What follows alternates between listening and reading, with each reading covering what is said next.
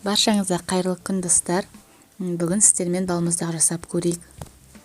Өте жылдам жасалады достар. Бізге бұл үшін тек қана сүт керек, желатин керек, және де осындай мороженыйдың құрғақ смесі болады. Мен осындайды қолдандым. Негізі мороженое жасаудың көптеген түрлері бар. Оны сливкиді жаңағыдай миксермен соғу арқылы жасауға болады, немесе басқа да түрлері. Мынау ең тез және тиімді түрі. Өте жылдам жасалады достар. Ең бірінші желатинмен 20 грамм сүтті араластырып қоямыз. Ал келесі кезекте мороженымызды сүтпен жақсылап тұрып миксерлеп аламыз. Массамыз қойыланған кезде миксерді тоқтатып, мына желатин мен сүтімізді водяной баняда жақсылап осылай араластырып аламыз. Желатин мен сүт жақсылап тұрып ериді осылай.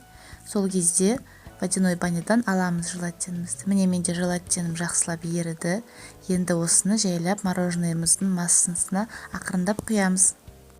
Құя отыра осылай миксерлейміз достар, жай жылдамдықта. Және содан кейін миксеріміздің жылдамдығын кішкене қосып, тағы да бір 5 минуттай араластырып аламыз. Достар, желатин қосуымның менің бірінші себебі бар. Біріншісі, сіз білесіздер, желатин егерде сұйық затқа араластыратын болса, ол сұйық зат тез қоюланады. Мороженым тез қоюлану үшін мен желатин қостым.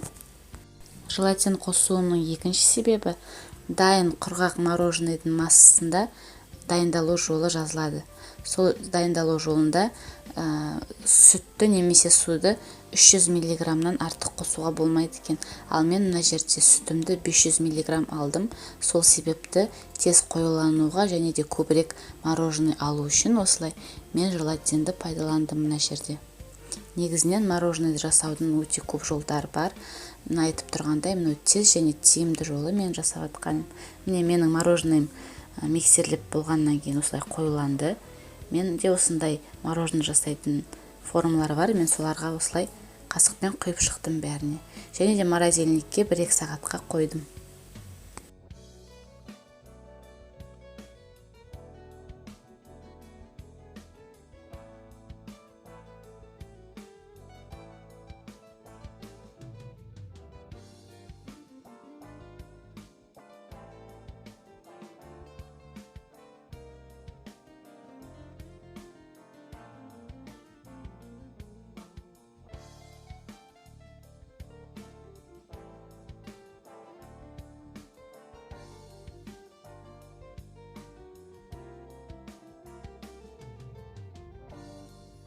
Достар, бізде 2 сағат уақыт өтті.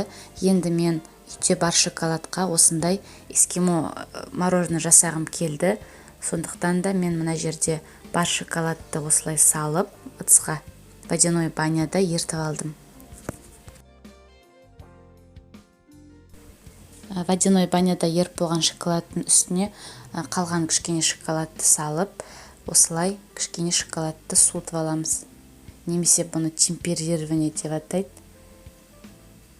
Осылай еріп тұрған шоколадтың үстіне құрғақ шоколадты қосу арқылы шоколадты бөлме температурасына дейін суыту темперирование деп аталады.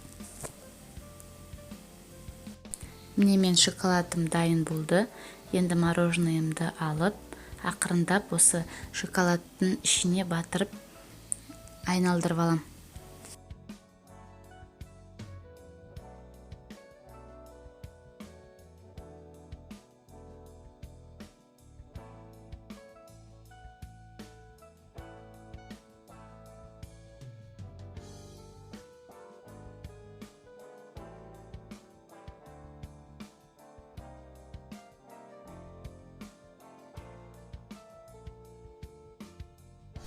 Достар, мороженое салқын, ал шоколад бөлме температурасындағыдай жылы болғандықтан бізде шоколадымыз мына мороженныйдағы сразу қатып қалды. Осындай керемет эскимо пайда болды менде. Ал екінші мороженыйдың тек қана жартысына ғана жетті шоколадым. Егер де сізде шоколад көп молырақ болса, побольше салыңыз.